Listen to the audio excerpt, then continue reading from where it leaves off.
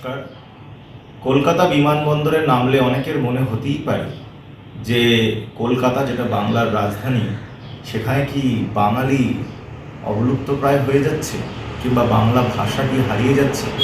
আজকে অনেকের মধ্যেই এই সংশয় দেখা দেয় যে কলকাতায় বাংলার গ্রহণযোগ্যতা বা বাংলার ব্যবহার অনেক কমে যাচ্ছে এবং সেখানে হিন্দি ইংরেজির চল অনেক বেড়ে যাচ্ছে। আমরা যদি দেখি কিছুদিনের যাবৎ বিগত আমরা 2011 সেন্সাস থেকে শুরু করে আমরা যদি ডেটা দেখি, আমরা দেখব যে কলকাতায় মূলত, যেটা আমাদের পশ্চিমবঙ্গের রাজধানী, সেখানে প্রচুর সংখ্যক বহিরাগত প্রতিদিন ঢুকছে। একটি সার্ভে রিপোর্ট বেরিয়েছিল আজ থেকে কিছু বছর আগে, যে সার্ভে রিপোর্টে বলা হচ্ছে যে কলকাতার মোট জনসংখ্যার 20% বহিরাগত, যারা প্রতি বছর আসছে, এবং বর্তমানে প্রায় 45% কলকাতার মানুষের ভাষা বাংলা নয়, তারা হিন্দি উর্দু ভাষায় কথা বলে। আজকে আমরা দেখতে পাচ্ছি যে আমাদের যে টোটাল ফার্টিলিটি রেট, মানে জন্মহার কলকাতায় বাঙালিদের, সেটা নেমে এখন হয়ে গেছে 1, যেটা অত্যন্ত ভয়ঙ্কর। মানে প্রত্যেক একজন বাঙালি দম্পতি, স্বামী স্ত্রী, তাদের একটি করে সন্তান হচ্ছে। তার মানে 2টি মানুষ মারা গেলে তার জায়গায় একটি মানুষ জন্মাচ্ছে। মানে প্রতি জেনারেশনে পপুলেশন প্রায় 50% ঘাটতি হচ্ছে। কলকাতায় বিভিন্ন কারণে হিন্দি সাম্রাজ্যবাদ থেকে শুরু করে পুঁজির দাপট থেকে শুরু করে হিন্দু সাম্রাজ্যবাদের, কলকাতায় বাঙালি কোথাও একটা কোণঠাসা হয়ে পড়ছে। এটা আমরা দেখতে পাচ্ছি মূলত কোন কারণে? ব্যবসা, যেটা মারওয়াড়ি গুজরাটি পুঁজি প্রায় 100 বছর আগে থেকেই কলকাতায় অনুপ্রবেশ ঘটিয়েছে। আজকে কলকাতার প্রায় সব বড় কোম্পানি তাদের গ্রাসে।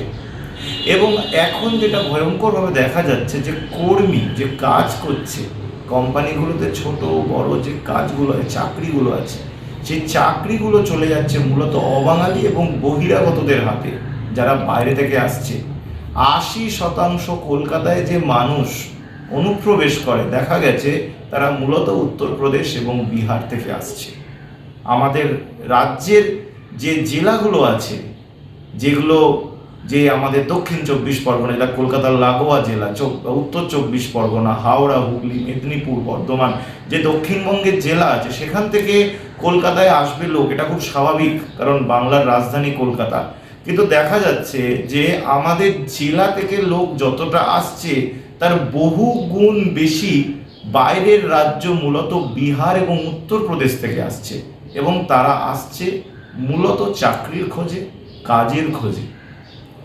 আজকে যদি আমাদেরকে কলকাতাকে সম্পূর্ণ রকমভাবে হিন্দির গ্রাস থেকে বাঁচাতে হয়, এবং এই যে পুঁজির দাপট, গুজরাটি মারওয়াড়ি পুঁজির দাপট থেকে যদি আমাদের কলকাতাকে বের করে আনতে হয়, তাহলে এই মুহূর্তে আমাদের কাছে ভূমি সন্তান সংরক্ষণ ছাড়া কোনো উপায় নেই। ভূমি সন্তান সংরক্ষণ এই মুহূর্তে যদি আমরা না আনি, আগামী 1 দশকের মধ্যে কলকাতায় বাঙালিকে দূরবীন দিয়ে খোঁজা হবে। আমাদেরকে অতি দ্রুত সরকারি এবং বেসরকারি সকল চাকরিতে ভূমি সন্তান সংরক্ষণ আনতে হবে। মানে আমার মাটির সন্তান, এই জেলার, এই রাজ্যের সন্তানরা এইখানকার সকল চাকরি নেবে। এটা কিন্তু নতুন কোনো বিষয় নয়, এমন নয় যেটা প্রথমবার ভারতে হচ্ছে। এটাই সর্বত্র হয়ে থাকে। মহারাষ্ট্র থেকে পাঞ্জাব, কর্ণাটক থেকে তামিলনাড়ু, কেরালা থেকে শুরু করে হায়দ্রাবাদ, আমরা যদি প্রতিটা রাজ্যে যাই, আমরা দেখব যে সেখানকার মানুষদের কিন্তু অগ্রাধিকার দেওয়া হয়। তাহলে কেন কলকাতায় ব্যতিক্রম হবে? যারা সোশিওলজিস্ট আছে, যারা সমাজ নিয়ে কাজ করে, তারা বলছে বহিরাগত মানুষরা যে কলকাতায় চাকরি করে, তার অন্যতম কারণ হচ্ছে বাঙালির দরাজ মনের পরিচয়, দরাজ মনের চরিত্র, যে আমরা জাত ধর্ম ভাষা দেখি না। এই দরাজ মন আবার বাঙালির পেটে লাথি মারছে। দরাজ মনের যে পরিচয় আমরা দেখাচ্ছি, সেটা কি অন্য জায়গায় সেখানকার ভূমি সন্তানরা আমাদের প্রতি দেখাচ্ছে? সেমনটা কিন্তু হচ্ছে না। পশ্চিমবঙ্গের রাজনৈতিক দল বিজেপি, কংগ্রেস, বহু রাজ্যে তারা শাসক দল। তারা যেখানে শাসক দল, সেখানে কিন্তু তারা ভূমি সন্তান সংরক্ষণ আনছে।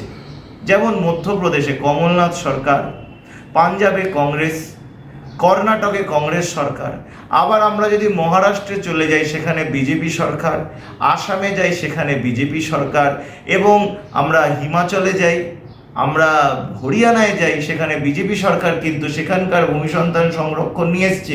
এমনকি সুপ্রিম কোর্টে কেস অবধি হয়েছে, সেই কেসে কিন্তু তারা মান্যতা পেয়েছে। তাহলে কেন সেই সব দলগুলোই যখন পশ্চিমবঙ্গ এসে যায় সেখানে কেন বাঙালিদের অধিকারের বেলায় তারা পিছিয়ে যায়? এই দ্বিচারিতা কেন? যারা যেখানে শাসক সেখানে তারা ভূমি সন্তানের অধিকারের পক্ষে, আর যেখানে তারা বিরোধী সেখানে পক্ষে নয়। তার মানে কি এইটা বুঝতে হবে যে এই পার্টিগুলির মূলত চলে বহিরাগত শক্তি এবং তাদের টাকায়? বাঙালিকে তার নিজের হিসেব বুঝে নিতে হবে, বাঙালিকে তার মাটির অধিকার বুঝে নিতে হবে। আজ যদি বাঙালি না বোঝে, ওই 45% যে বহিরাগত আছে সেটা 55-60% হতে কিন্তু 10টি বছর লাগবে না। এই শেষ দশক বাঙালিকে নিজের মাটি বাঁচানোর শেষ সুযোগ।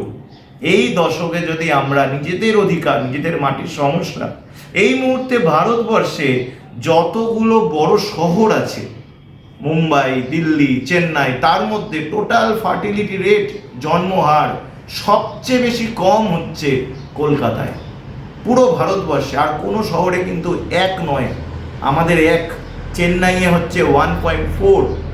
তো এই ভয়ঙ্কর পরিস্থিতিটা কিন্তু আমাদের আজকে যদি আমরা না বুঝতে পারি, আজকে আমরা দেখছি রামনবমীতে বহিরাগতরা, যারা এই বাংলার মানুষ নয়, যাদের ভাষা হিন্দি, তারা তাদের যে এলাকা উত্তরপ্রদেশ, বিহারের যে কালচার, যে সংস্কৃতি, সেই সংস্কৃতিটাকে নিয়ে আসছে কলকাতায়, এবং কলকাতায় এনে বাঙালির মুখে সেটাকে ঘোষা হচ্ছে।